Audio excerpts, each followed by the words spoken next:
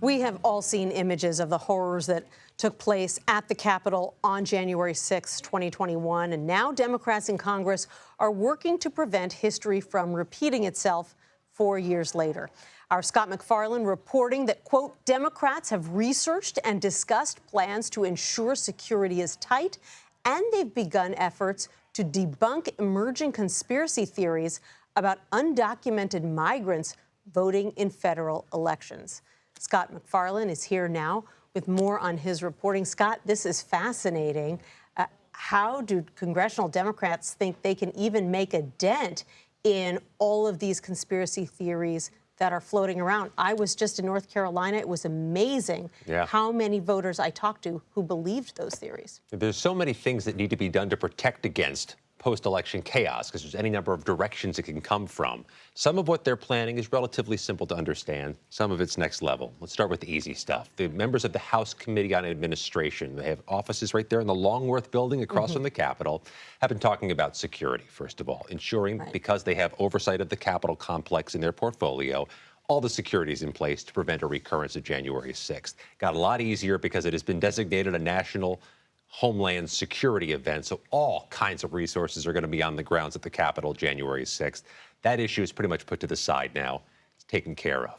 What about the election conspiracies about non-citizens voting? Well, that's a harder nut to crack because, as you mentioned, some of that is really enmeshed in people, but because they have federal voting law in their portfolio, they're trying to do messaging to push back on that. But here's the tricky thing.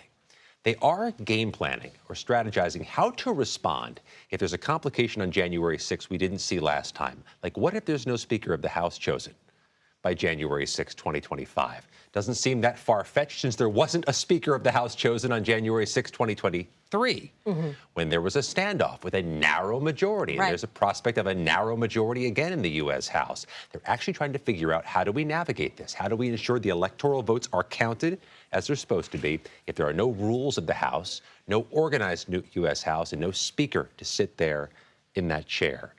Talked to a number of constitutional law scholars, and so have they, by the way, who say there's likely no way Congress can block a constitutional mandate like counting the electoral vote, but that sure is a foothold that could be used to obfuscate or block the clean process on January 6, 2025, and they are planning for that. Right, or at the very least delay it. So is D.C. going to look like a fortress then on January 6th? Ever since January 6th, every event of magnitude at the Capitol's had that fencing, that no-climb, 8-foot-tall black metal fencing. I would bet the mortgage you're going to see that type of fencing surrounding the Capitol again, not just on January 6, 2025, but likely for some time before then.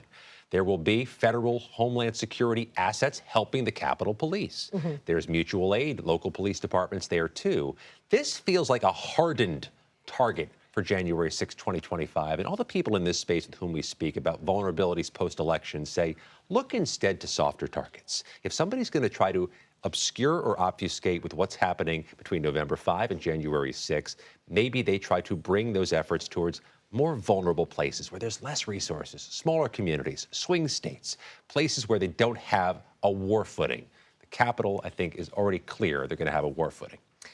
You're talking about all the things that Democrats in Congress are trying to do. Democrats don't control Congress. The House Speaker himself, who is a Republican, has been reluctant at times to say that Donald Trump lost the last election. What impact does all that have? Are Republicans going to actively try to block some of these reforms that Democrats are trying to make? Yeah, and the Republican House Speaker has been pressed on this before and said as long as it's a free and fair election, he sees no reason that it would go challenged or mitigated. That being said, Congress has done something to insulate either party from trying to mess with election results. They passed this Electoral Count Reform Act after January 6th. In fact, they passed it in late 2022. What it does is it raises the threshold of what number of members of Congress are needed to try to object and stop the count. Used to be just one. Any one member of the House and any one member of the Senate could stop the count cold. We saw that on January 6th. Now it requires 1/5 of each chamber.